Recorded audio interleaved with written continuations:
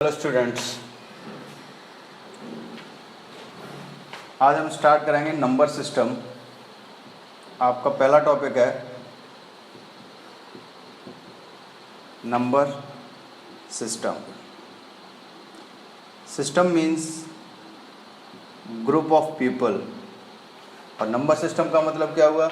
Group of numbers, या एक अलग अलग डिवीज़न में बांटे हुए नंबर्स को हम अगर कंबाइंड कर देंगे तो वो एक सिस्टम बन जाएगा। अब इसमें कौन कौन से नंबर आते होंगे? एक इसमें आता है आपका रियल नंबर। कोई अगर रियल नंबर है तो इसका मतलब क्या हुआ? अगर भगवान है तो बुरा इंसान भी होगा, यानी अगर कोई रियल है तो कोई इमेजिनरी भी होगा। ठीक है। अब रियल नंबर में क्या आता है आपके? रियल नंबर में आते हैं आपके इरेशनल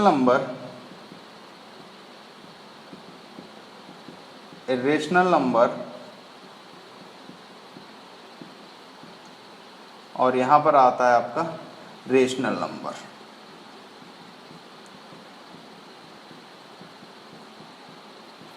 रेशनल नंबर क्लास 8 का टॉपिक भी है।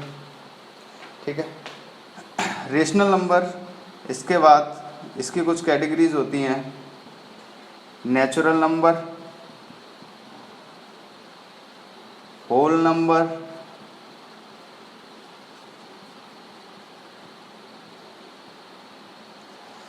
इससे पहले इंटीजर्स और फ्रैक्शन। कुछ डेसिमल वाले नंबर्स होते हैं, इनको हम डेसिमल में भी बोलते हैं। कुछ नंबर होते हैं डेसिमल वाले, और कुछ नंबर होते हैं जो इंटीजर्स होते हैं। ठीक है। Natural number, whole number, prime number,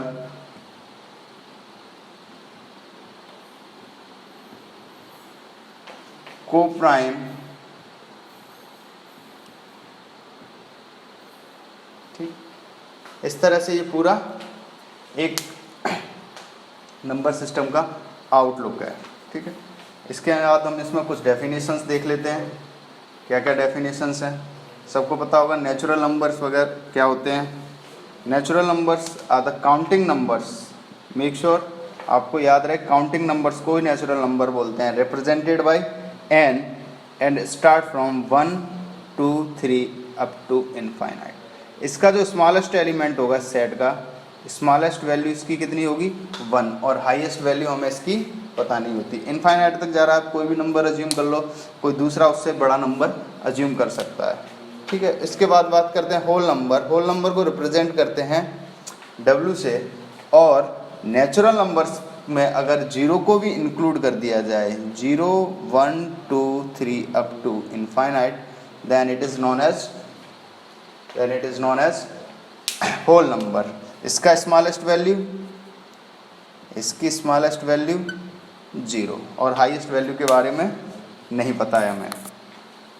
clear? चलिए बाकी की डेफिनेशंस को भी देखते हैं।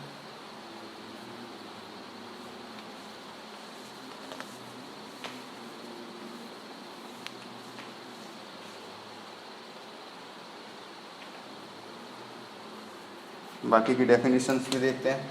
बाकी की डेफिनेशन में क्या रह गया था हमारा? Prime number,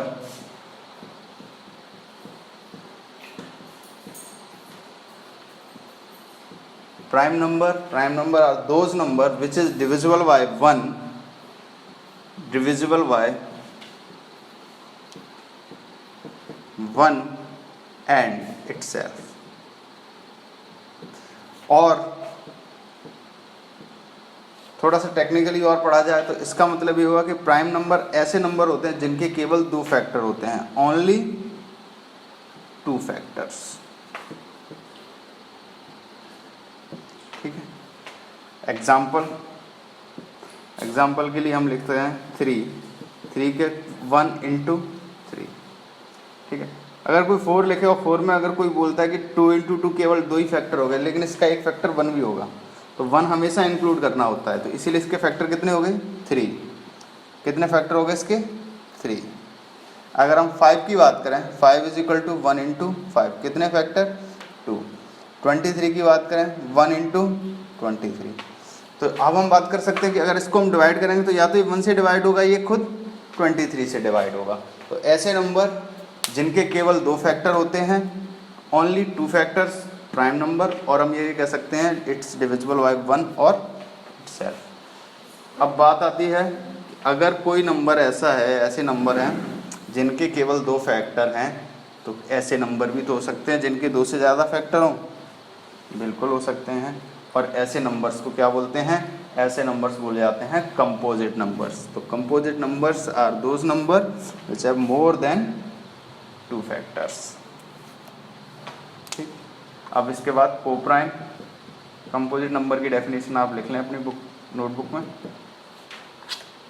those number have more than 2 factor are known as composite numbers. ठीक है, इसके बाद हम बात करते हैं कोप्राइम। कोप्राइम नंबर्स की बात करते समय हम कोवर्ड का यूज़ कर रहे हैं। इसका मतलब क्या हुआ? मिनिमम 2 नंबर रहेंगे, या हम बोल रहे हैं हमारे पास कोई नंबर पी क्यू है या ए बी, कोई ऐसे 2 नंबर हैं, अगर इनके बीच का HCF 1 हो, इनके बीच का HCF 1 हो, तब ये नंबर कहलाते हैं आपके coprime number. So the number which have only HCF as 1, then these number are known as co-prime numbers.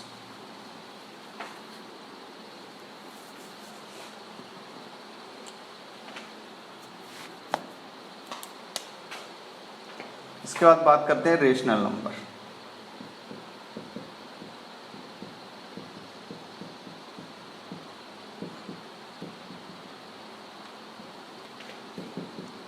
Numbers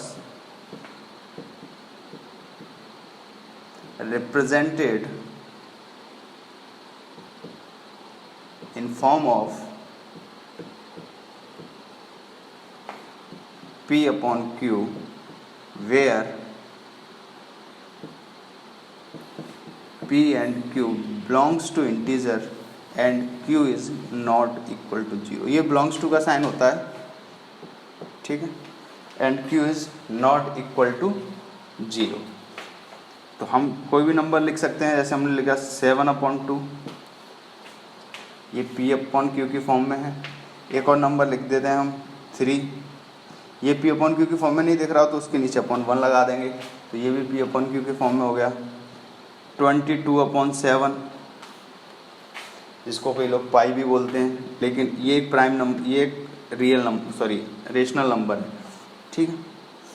एक और 10/3, 8/2। So these number are known as, negative भी हो सकते हैं ये, क्योंकि इंटीजर्स लिखा हुआ है, तो -7/3, these are also rational number. अच्छा, इंटीजर्स क्या होते हैं सबको पता हो, एक बार इंटीजर्स को भी डिफाइन कर देते हैं। इंटीजर्स स्टार्ट होते हैं -इनफाइनाइट से +इनफाइनाइट तक।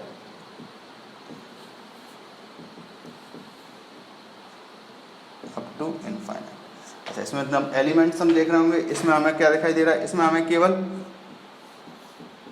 होल नंबर्स दिखाई दे रहे हैं। तो positive and negative of whole number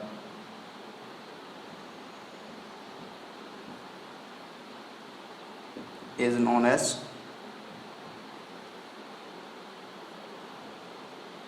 integer। ठीक,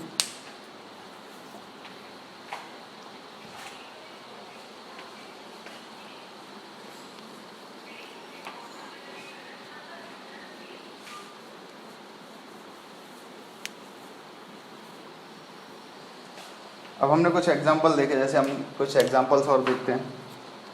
7/3,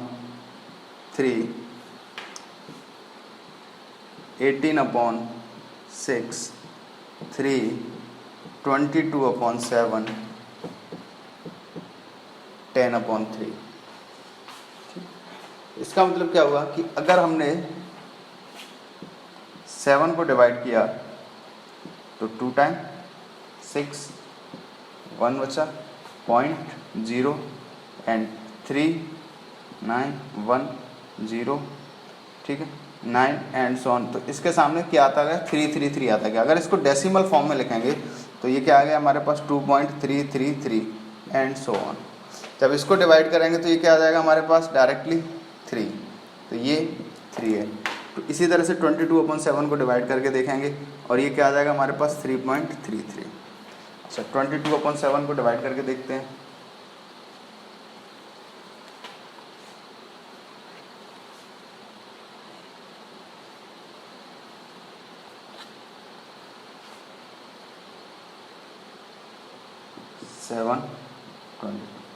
क्या नंबर आता है देखते हैं।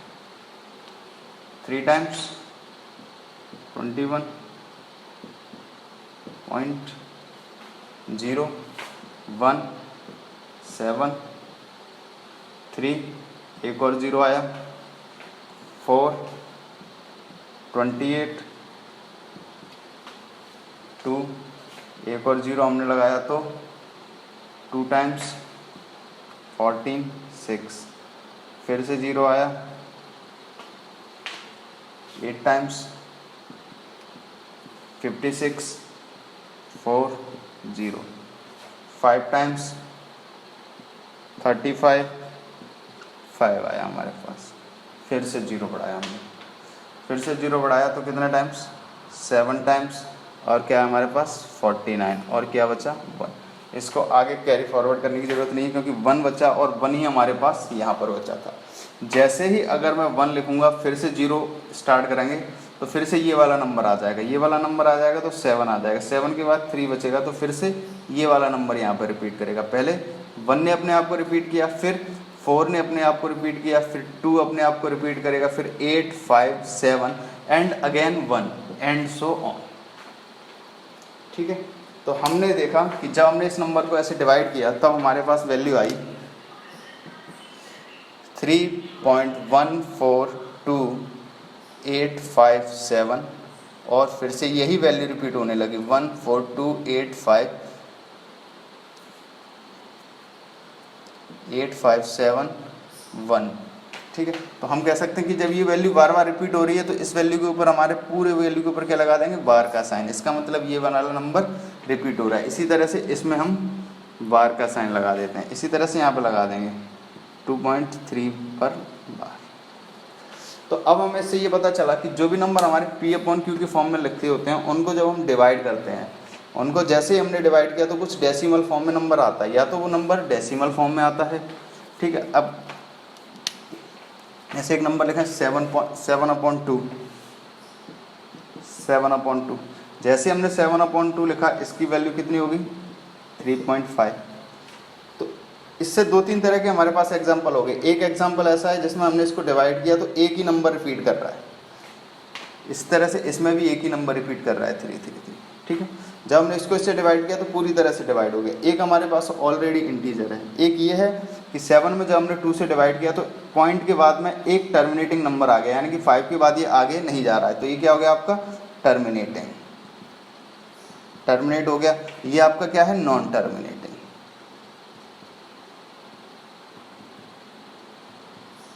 ठीक है, सिमिलरली ये भी आपका क्या था, नॉन टर्मिनेटिंग। ये दोनों थे नॉन टर्मिनेटिंग, बट इनमें एक चीज़ कॉमन थी, क्या, बट क्या, दे आर रिपीटिंग हो रहे हैं, रिपीटिंग और रीअकरिंग। ठीक है, तो हम ये कह सकते हैं कि रेशनल नंबर की एक और डेफिनेशन होगी फिर हमारे पास। रेशनल नंबर वो नंबर होते हैं जो या तो टर्मिनेटिंग हो या नॉन टर्मिनेटिंग बट रीअकरिंग और repeating. Non terminating but recurring और रिपीटिंग। तो हम लिख सकते हैं यहाँ पर रेशनल नंबर्स, रेशनल नंबर में एक और डेफिनेशन आई हमारे पास। वो क्या डेफिनेशन आई, पहला तो क्या, टर्मिनेटिंग हो सकता है, वो टर्मिनेटिंग, और दूसरा ऑप्शन उसके पास क्या हो सकता है, नॉन टर्मिनेटिंग।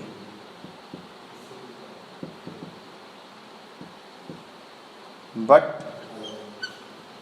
रिपीटिंग और रीअकरिंग। ठीक, ये ऑप्शंस हमारे पास होते हैं।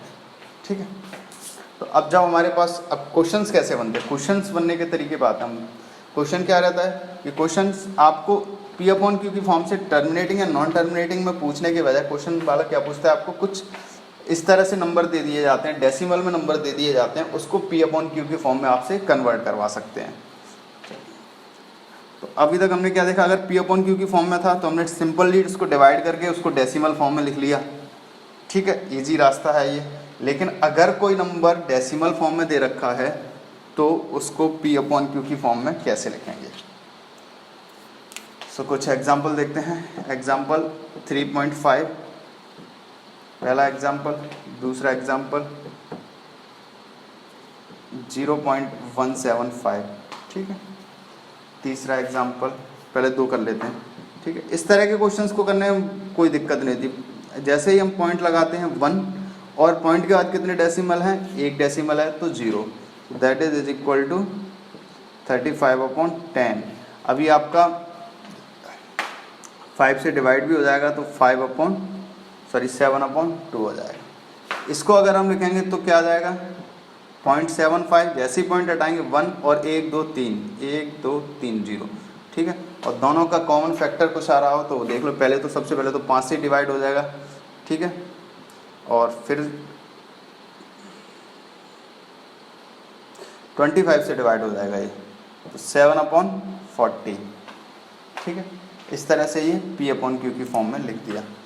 लेकिन हमने जब पी अपॉन क्यू की फॉर्म से जब हमने डेसिमल में कन्वर्ट किया था तब हमारे पास टर्मिनेटिंग नंबर ही नहीं थे, कुछ नॉन टर्मिनेटिंग नंबर भी आए थे, लेकिन वो कैसे थे, रिपीटिंग नंबर थे। अब उनको पी अपॉन क्यू की फॉर्म में कैसे लिखा जाए, उनको पी अपॉन क्यू की फॉर्म में कैसे लिखा जाए।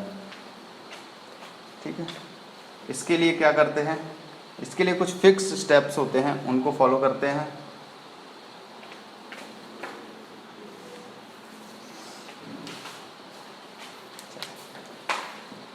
एग्जाम्पल के लिए हम देखते हैं 1.3 पर बार।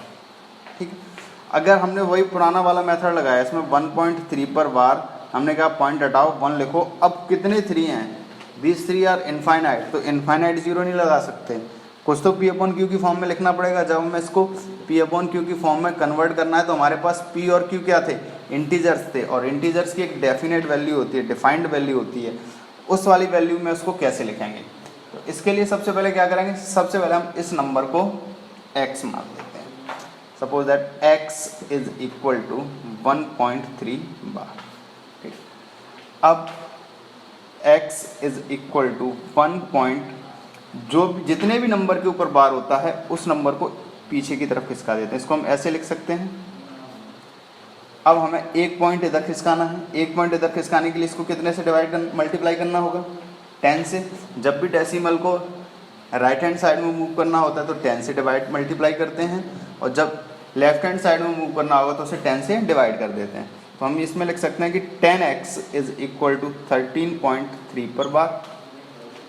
अब इस वाली इक्वेशन में से इस वाली इक्वेशन को हम माइनस कर देंगे, तो 10x इज इक्वल टू 13.3 पर बार, और यहाँ पर x इज इक्वल टू 1.3 पर बार।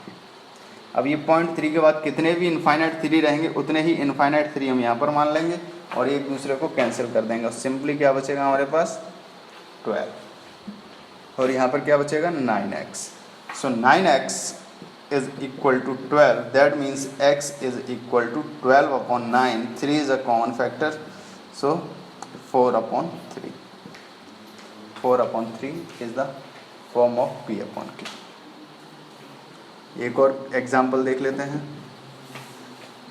1.21 पर बार। ठीक है, वही स्टेप फॉलो करेंगे। इसमें भी हम x इज इक्वल टू 1.21 और 21 बार। जितने भी नंबरों पर बार लगा होता है उनको पहले फ्री कर देते हैं, वो नंबर हमने फ्री कर दी। अब कितने डिजिट इधर खिसकाना है हमें, 2 डिजिट। 2 डिजिट हमें इधर खिसकाना है तो हमें कितने से मल्टीप्लाई करना होगा, इसको हमें कितने से मल्टीप्लाई करना होगा, 100 से। तो 100x इज इक्वल टू 121.21 पर बार, ठीक है। और x इज इक्वल टू क्या था, x इज इक्वल टू ये नंबर हमने माना था, x इज इक्वल टू, तो x इज इक्वल टू ये नंबर माना तो 1.21 बार, दोनों को माइनस कर देंगे, यहाँ पर क्या बचेगा हमारे पास 99x, और ये सारे एक दूसरे को सेटल्ड कर देंगे, तो यहाँ पर क्या बचेगा 120। So the x is equal to 120/99, 3 से कैंसिल हो जाएगा ये, 40/33, ठीक। एक एग्जांपल और, थोड़ा सा स्टेप चेंज करके, कभी कभी इस तरह के दो क्वेश्चन हमने देखे, दो क्वेश्चन में हमने क्या देखा कि पॉइंट के तुरंत बाद जो भी डिजिट है उसके ऊपर बार लिखा हुआ है। कभी कभी कोई क्वेश्चन ऐसा आ जाए कि 1.121 पर बार, 1.121 पर बार। अब ये वाला एग्जांपल आपके सामने आ गया। इस वाले क्वेश्चन को करने के लिए क्या करेंगे, इस वाले क्वेश्चन को करने के लिए हम x इज इक्वल टू 1.12 बार तो मानेंगे। तो सबसे पहले हमारा क्या था, कुछ यहाँ पॉइंट है ना, पहले यहाँ पर किसका दूँ, जस्ट बार के पहले, तो 10x इज इक्वल टू क्या हो गया 11.21 पर बार। अब 10x को हम कोई दूसरा नंबर एज्यूम कर लेते हैं, y इज इक्वल टू 11.21 पर बार। अब ये क्वेश्चन हमारा इसी की फॉर्म में आ गया, ठीक है।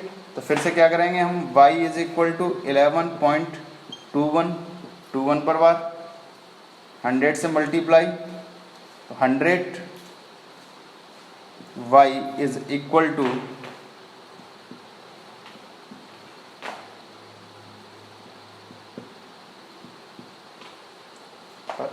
बार। अब इसमें से y हम माइनस कर देंगे 11.21 बार, ये आपस में कैंसिल हो जाएगा, यहाँ पर बचेगा 0 1 1 1 इज इक्वल टू 99y।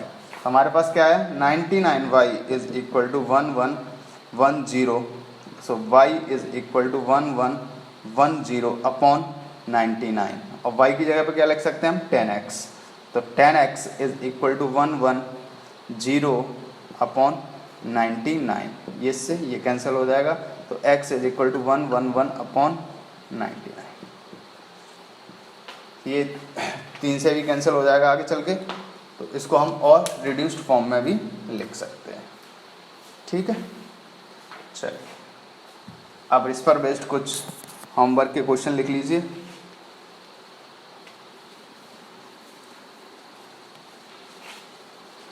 ये क्वेश्चन आपको घर पर ट्राई करने हैं। क्वेश्चन